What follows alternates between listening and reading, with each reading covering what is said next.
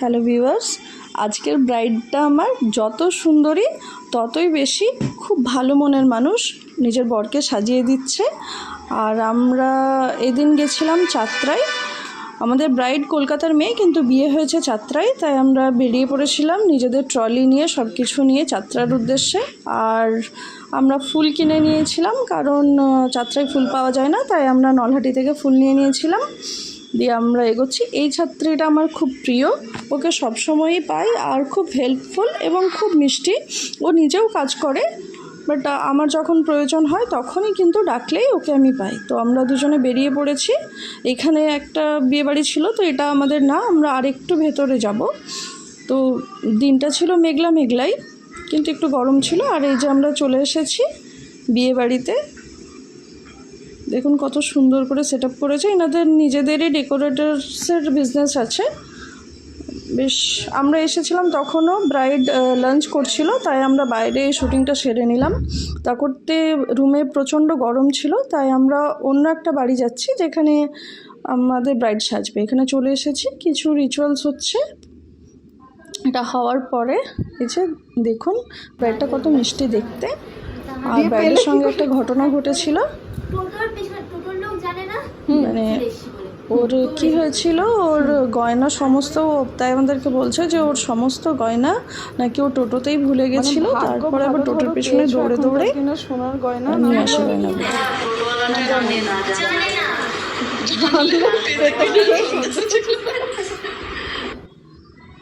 আর এই দেখুন ব্রাইড একটু ইউনিক সাজতে চেয়েছিল, সেই জন্য ব্রাইড এই গ্রিন কালারের শাড়িটা নিয়েছিল, আর ওর সঙ্গে কাস্টমাইজ করে এই দুপাট্টাটা অর্ডার দিয়ে তৈরি করেছিল। চুলটা দেখুন কত বড়, চুলের জট ছাড়াতেই আমাদের প্রায় আধ ঘন্টা টাইম লেগেছিল।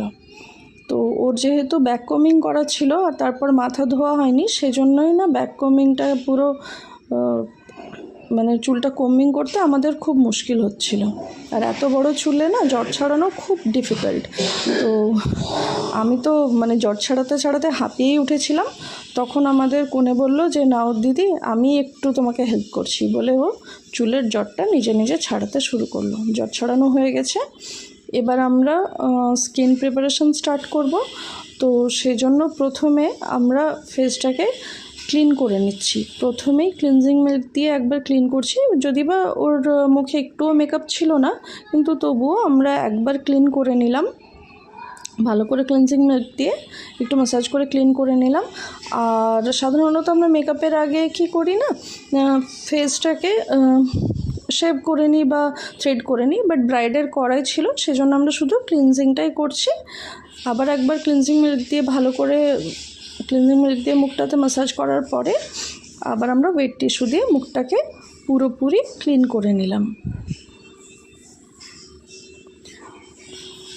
এরপরে আমরা ওর মানে আইয়ের মধ্যে দিয়ে দিচ্ছি আই প্যাচ দিয়ে দিচ্ছি, এতে আইসটা রিল্যাক্সড হবে এবং আই মেকআপটা ভালো বসবে এবং ভালো হবে। তো আই মেকআপটা দিয়ে দিচ্ছি, আই প্যাচটা দিয়ে দিচ্ছি আমরা। এরপরে আমরা এই মাস্কটা দিয়ে দেবো। এই মাস্কটা খুব ভালো, দেখুন মানে খুবই ভালো। এই মাস্কটা বেশ সুন্দরভাবে ফেসের মধ্যে সেট হয়ে থাকে এবং স্কিনটাকে খুব রিজুভিনেট করে এবং স্কিনটাতে গ্লো দেয়, আর মেকআপটাও খুব ভালো গ্লো করে। তো এটা কিছুক্ষণ থাকবে। ওই সময়ে আমরা দেখলাম যে মাস্কটা যতক্ষণ ফেসের মধ্যে থাকছে ততক্ষণ আমরা চুলে ক্রিম্পিংটা করে নিই। ও যেহেতু খুব বেশি পাফ চাইছিল না, খুব মানে নর্মাল একটা খুব সিম্পল একটা লুক চাইছিল, সিম্পলের মধ্যেই ও চাইছিল একটা ইউনিক লুক। তো সেই জন্য আমরা শুধু চুলটাকে ক্রিম্পিং করে নিচ্ছি। আর আমাদের ব্রাইড নিজেই এত সুন্দর দেখতে যে খুব বেশি মেকআপ ওকে দেওয়ারও প্রয়োজন নেই। যাই হোক, আমরা শাড়িটা তো প্রথমেই পরিয়ে নিয়েছি, আর এবার আস্তে আস্তে আমরা চুলের মধ্যে ক্রিম্পিং করে নিচ্ছি। আর আমরা তো এত গল্প করছিলাম, মানে ওর সঙ্গে প্রথমবার দেখা হয়েছে এটা মনেই হচ্ছিল না। আর বেশ রুমের মধ্যে লাইটটা একটু কম ছিল, একটু প্রবলেম হচ্ছিল, আর আমিও রিং লাইটটা নিয়ে যাইনি, মানে যাওয়া হয়নি আমার। তো যাই হোক, ওখানে একটা ছোট্ট রিং লাইটের ব্যবস্থা করা হয়েছিল, বাট সেরকম পর্যাপ্ত আলো পাচ্ছিলাম না। ওর মধ্যেই আমরা মেকআপটা স্টার্ট করে দিলাম। আর এই যে ক্রিম্পিং হয়ে গেছে, তারপরে আমরা ফেসটাকে ভালো করে আরেকবার ক্লিন করে নিচ্ছি এবার স্টেপ বাই স্টেপ আমরা মেকআপটা করে নিচ্ছি। যেহেতু এটা গরমের মধ্যে মেকআপটা করছি, আর মানে কোণে যেখানে বসবে সেখানেও এসি নেই, রুমের মধ্যেও এসি নেই। সো আমরা কি করলাম, আমরা একটা ওয়াটার রেজিস্ট্যান্ট মেকআপ ওরকে দেওয়ার চেষ্টা করলাম, এবং তারপরেও আমাকে পরে রিভিউ দিয়েছে যে মেকআপটাও ইনট্যাক্ট ছিল, একটুও নষ্ট হয়নি। আপনারা রিভিউটা দেখে নেবেন। তবুও ও আমাকে ওটা পরে বলেছিল। তো যখন ক্লায়েন্টকে আমরা কাজ করি, তারপরে সেই কাজটা যখন তাদের পছন্দ হয়, এটা আমাদেরও ভালো লাগে। আর কাজ করার সময় যদি ডিস্টার্ব করে না, তো ঠিক মন মতো হয় না। তো এই ব্রাইডটা কি না পুরোটাই আমার উপরে ছেড়ে দিয়েছিল যে দিদি তোমার যেরকম মন হচ্ছে সেই হিসাবে তুমি কাজটা করো।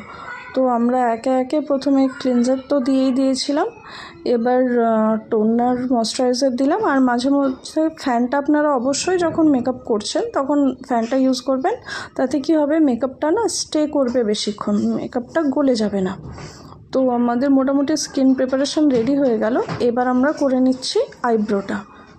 ওর আইব্রোটা মানে খুব ভালো ছিল আইব্রোর শেপটা, আর আমরা খুব বেশি ওভার ড্র করিনি, যেরকম ছিল সেইভাবেই করেছি। আর ও যেরকম একটু নিউড লুক চাইছিল, নিউড লুকটাই দিয়েছি। দেখে নিন আপনারা কেমন হয়েছে, আমাকে কমেন্টে অবশ্যই জানাবেন। এই হলো ওর ফুল লুক।